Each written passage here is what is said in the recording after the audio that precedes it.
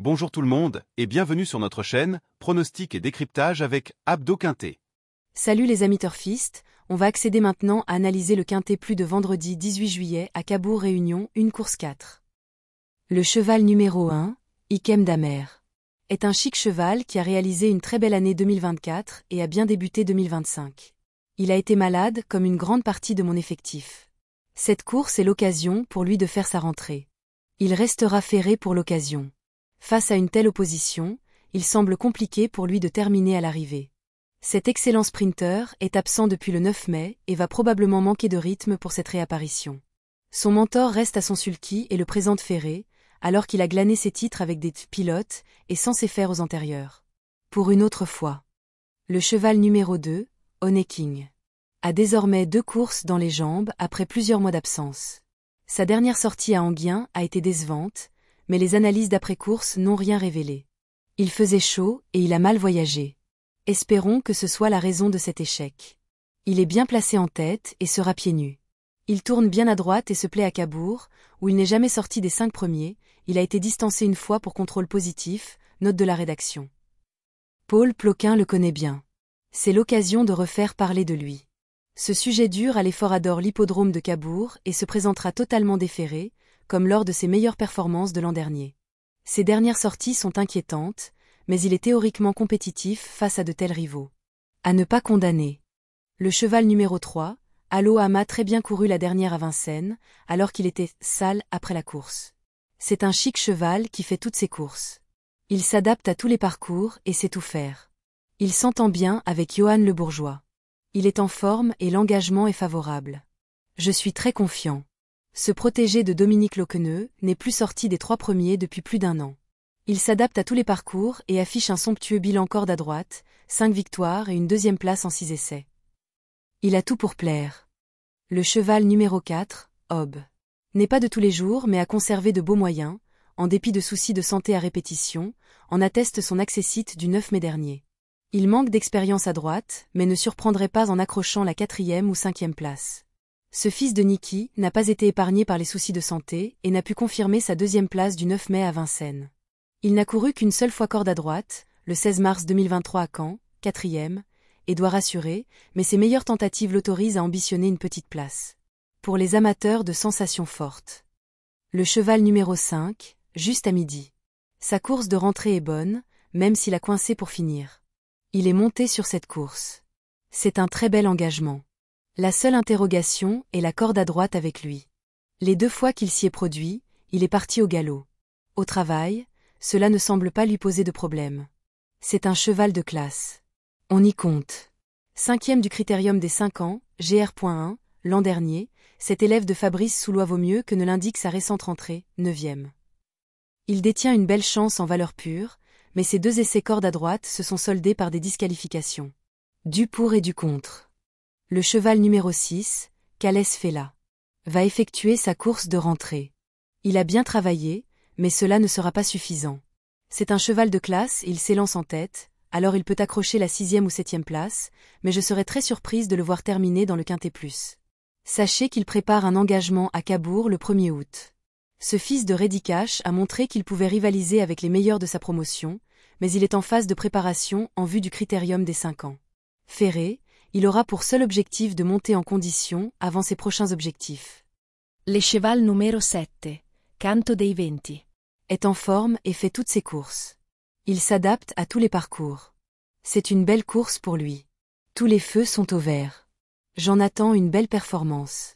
Cet attentiste a fort bien terminé lors de ses dernières tentatives et a déjà brillé corde à droite. Il découvre un engagement plutôt favorable, malgré la présence des 5 et 6 ans, et se présentera dans sa meilleure configuration. À l'issue d'un parcours limpide, il devrait en doubler plus d'un dans la phase finale. Le cheval numéro 8, Away Pont-Vautier, va donc effectuer sa rentrée après 2 mois d'absence. Il aura besoin de courir. Cela me permettra d'évaluer son état de forme. Ferré et à court de compétition, vous pouvez l'écarter. Il a un programme intéressant sur les pistes en herbe en août. Lauréat du prix de Parigny au mois de mars, en devançant notamment Ibiki de Houel, ce Hongre de 8 ans effectuera ici sa rentrée après plus de 2 mois d'absence.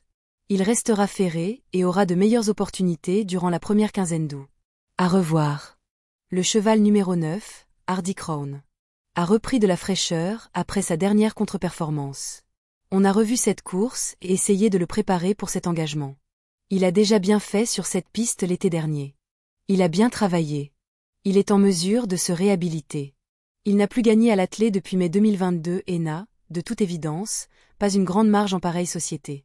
Il nous a laissé sur notre fin en dernier lieu, 8e, mais découvre ici un engagement favorable, non loin du recul. S'il fournit sa meilleure valeur, une place peut lui échoir.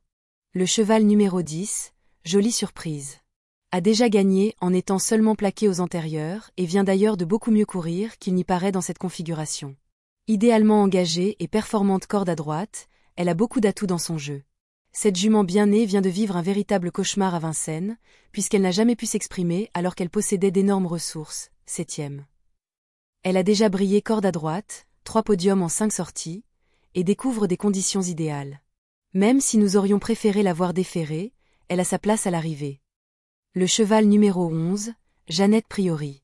C'est une jument très à l'aise corde à droite, et l'engagement à la limite du recul est très bon. Elle est restée bien le matin. J'attends une confirmation et un podium dans cette belle épreuve. Malgré tout son courage, elle n'a pu résister à Indy de Gire dans l'étape toulousaine du Grand National du Trot, 2e.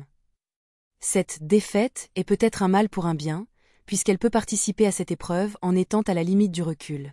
Même si elle a toujours été disqualifiée à Cabourg en 3 sorties, elle mérite le plus grand respect. Le cheval numéro 12, Falco des Rochers, a conservé de beaux restes, mais n'est pas des mieux engagés dans cet événement. Il adore cet hippodrome de Cabourg et s'était classé 3e de l'édition 2023 de ce Quintet Plus, en partant du premier échelon, mais il devra bénéficier de plusieurs défaillances pour intégrer la combinaison gagnante. Il a conservé de beaux restes à l'âge de 10 ans, en atteste sa belle 5e place du 24 mai à Enghien.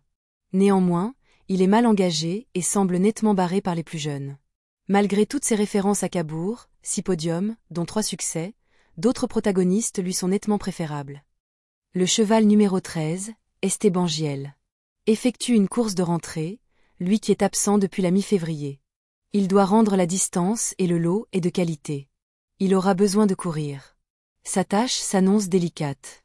Ce vénérable hongre de 11 ans est absent depuis le 18 février et n'aura aucune ambition pour sa rentrée. D'ailleurs, il ne se présentera pas déféré des 4 pieds, ce qui ne lui est plus arrivé depuis octobre 2023. Impasse conseillée.